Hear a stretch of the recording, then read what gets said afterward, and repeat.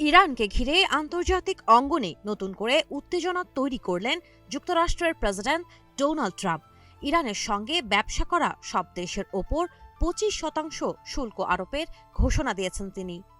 সোমবার 12 জানুয়ারি এই ঘোষণা দেন তিনি। এই সিদ্ধান্ত খুব শিগগিরই কার্যকর হবে বলে জানানো হয়েছে। সামাজিক যোগাযোগ মাধ্যম ট্রুথ সোশ্যালে দেওয়া এক পোস্টে ট্রাম্প বলেন, ইসলামী প্রজাতন্ত্র ইরানের সঙ্গে ব্যবসা করা যে কোনো দেশ যুক্তরাষ্ট্রের সঙ্গে তাদের সব ধরনের বাণিজ্যের ওপর 25% শুল্ক দেবে। এই আদেশ চূড়ান্ত এবং মীমাংসিত। ইরানে চলমান সরকার বিরোধী বিক্ষোভ ও তা দমনে সহিংস অভিযানের প্রেক্ষাপটেই এই পদক্ষেপ বলে মনে করা হচ্ছে। মানবাধিকার সংস্থাগুলোর দাবি, নিরাপত্তা বাহিনীর দমনপীড়নে নিহতের সংখ্যা প্রতিদিনই বাড়ছে। এই পরিস্থিতিতে তেহরানের ওপর চাপ বাড়াতে ট্রাম্প প্রশাসন কঠোর অর্থনৈতিক কৌশল বেছে নিয়েছে।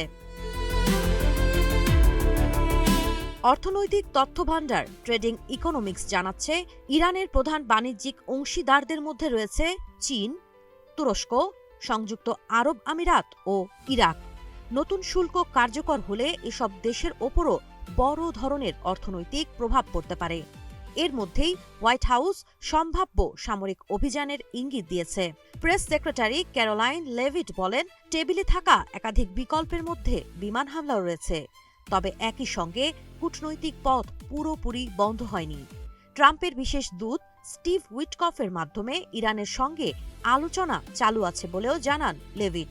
তার ভাষায়, প্রকাশ্যে ইরানের বক্তব্য যতটা কঠোর, ব্যক্তিগত আলোচনায় তাদের অবস্থান ততটাই নরম। সব মিলিয়ে শুল্ক, কূটনীতি ও সামরিক হুমকি, 3 দিক থেকেই ইরানের ওপর চাপ বাড়াচ্ছে ট্রাম্প প্রশাসন। এ হুমকি কার্যকর হলে বিপাকে পড়তে পারে ইরানের সাথে ব্যবসায়িক সূত্রে সংযুক্ত থাকা দেশগুলি, এমনটাই মনে করছেন বিশ্লেষকেরা। সাবা খান, নাগরিক প্রতিদিন।